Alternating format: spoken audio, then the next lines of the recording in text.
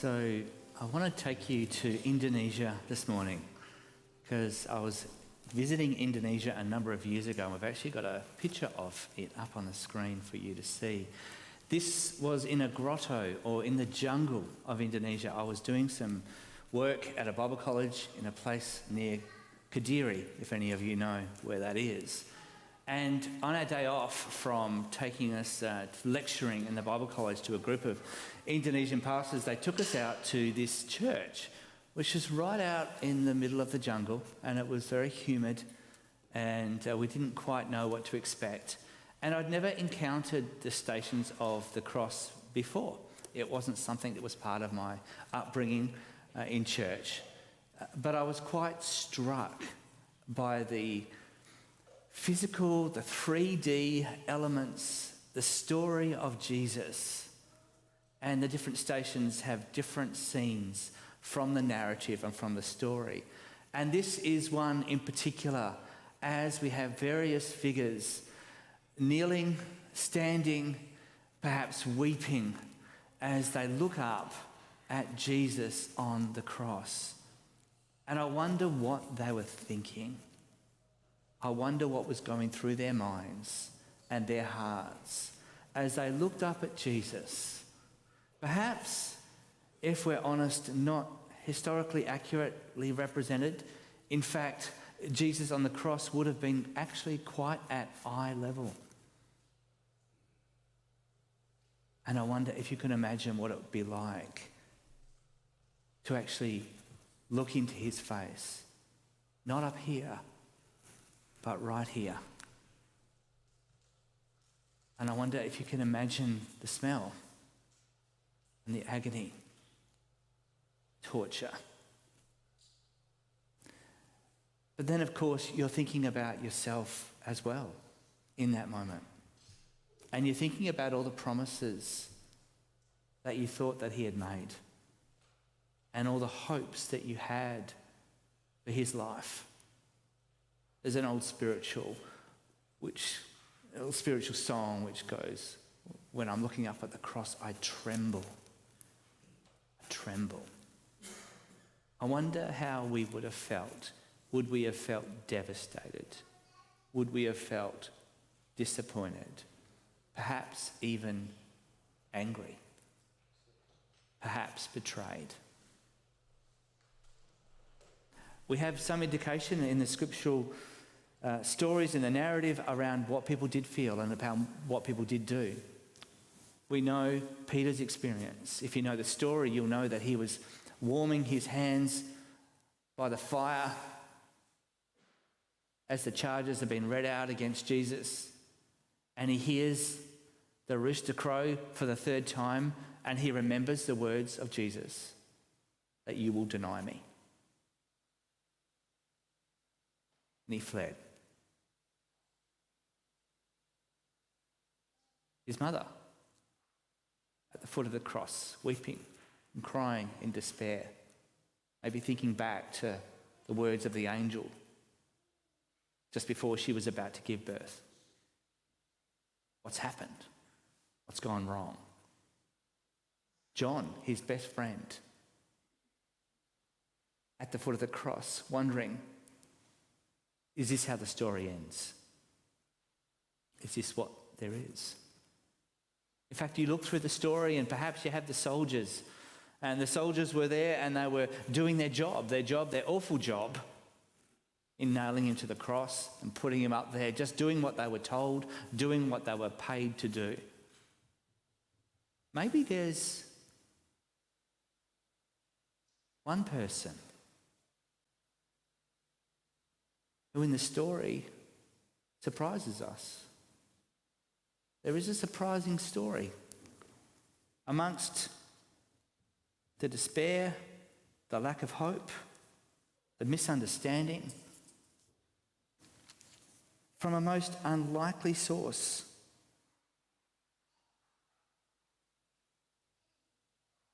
Luke chapter 24. 2 others, both criminals, were led out to be executed with him.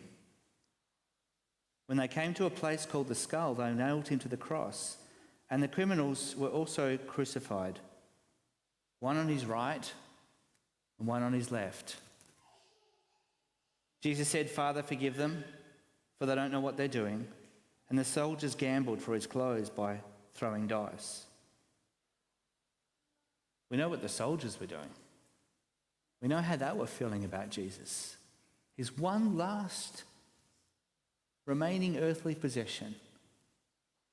Game of chance. The crowd watched and the leaders scoffed. He saved others, they said. Let him save himself. If he really is God's Messiah, the chosen one. The soldiers mocked him too. As if the indignity of it all wasn't enough. As they're looking into his face, they're up close. And they're trying to make him feel ashamed and embarrassed. They offered him a drink of sour wine. They called out to him, "If you are the King of Jews, save yourself." A sign was fastened above him with the words, "This is the King of the Jews." One of the criminals hanging beside him scoffed, "So you're the Messiah, are you? Prove it by saving yourself and us too while you're at it." I can't help but feel that this criminal was, even in that moment, thinking of himself. There was no sense of embarrassment or guilt or grief over where he found himself. He was a criminal. He was getting what he deserved, but there was no sense in him of any sorrow. There was just anger, frustration. He scoffed, but hoping in some sort of manipulative way that maybe if it's true, maybe you can help me.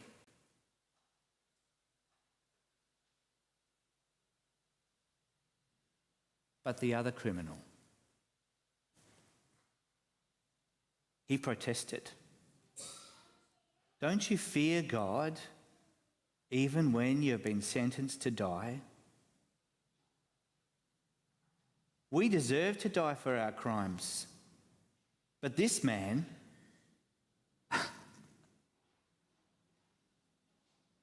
this is almost a ridiculous story.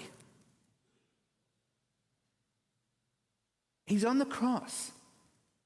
He's in absolute agony himself, and he turns to the other criminal and he says, "What are you doing? We deserve to be here, but this man, he's done nothing wrong."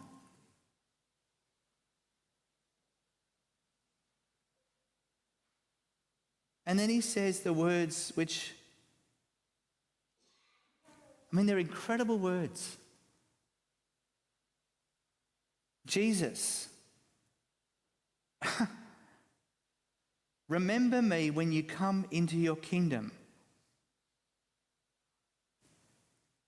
He's coming into his kingdom? He's got a kingdom that's coming? He's dying here on the cross, mate. He's bleeding. He'll be dead soon. Everyone's mocking him. King of the Jews? That was a joke. Didn't you get the joke? No. "Jesus, remember me when you come into your kingdom." This is extraordinary faith. This is extraordinary belief. It seems to me there weren't many that thought in this moment of despair and darkness that anything good was going to happen or that anything Jesus had said was true. But here we have a criminal asking Jesus to remember him when he comes into his kingdom. And Jesus gives these words, "Assuredly, I say to you, today you will be with me in paradise." What did Jesus have to back that up? But this guy believes him. I don't know if when I get to heaven, He'll be the first person I go up to see. But I do want to have a conversation with that criminal. I want to ask him what was going on. I wonder if when he got up to heaven, people are like, how did you get here? What are you doing here? What did you do? I reckon he might say, I have no idea. I have no idea. The guy told me I'd be here. The guy on the cross said, today you will be with me in paradise. And you know what? There's a great lesson there for us. It's not about the good that you do. It's not about what you've done as a person. It's not about how kind, how loving, if you've tithed, if you attend church, if you've been to a Bible study group. This guy has done none of that. Phrase, by the skin of your teeth, that applies to this guy. By the skin of his teeth, by a couple of breaths, he finds himself with Jesus in paradise. This is the story of the cross. This is the story of Good Friday. This is why it is Good Friday. Today, we gaze upon that cross and we understand and we recognize that there is nothing we have done. We have no merit. We have no goodness in ourselves. We needed Jesus to come. You needed him to come. And we stand, we sit, we sing, we worship with the common thing amongst us being, we're all sinners. Thank you, God, for your incredible grace. Thank you for your incredible kindness. If this morning, if you have never chosen to follow Jesus, if you've never fully understood, if you might say to me, I've come to church and I'm afraid that the roof will fall in on me, I don't belong here, then my word for you this morning is none of us do. That's why we're here. None of us deserve it. So if that's you, perhaps even this morning, you could humble yourself and accept his grace and accept his forgiveness. As our band comes and they're going to play us an item, and this is a moment for reflection together before we share in communion, I want to encourage you to take this moment to breathe in the goodness of God. If you are a Christian and you are a believer, this is a moment to thank the Lord that you are clean and you are made right. If you haven't yet made that choice, this is your opportunity to just in the quietness of your seat say, God, forgive me. I want your grace. I don't come here because I'm good. I come here because you are good. Let's take this moment as a moment of reflection together.